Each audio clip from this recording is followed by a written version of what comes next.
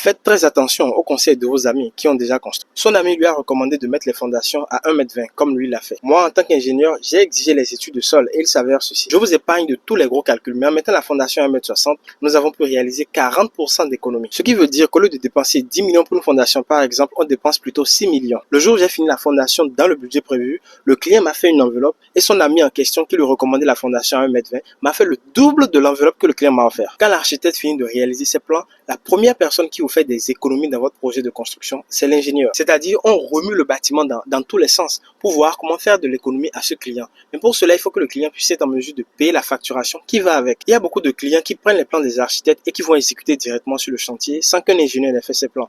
Et c'est un très gros risque parce que c'est le maçon qui improvise là où les poteaux vont rester, là où les semelles vont rester.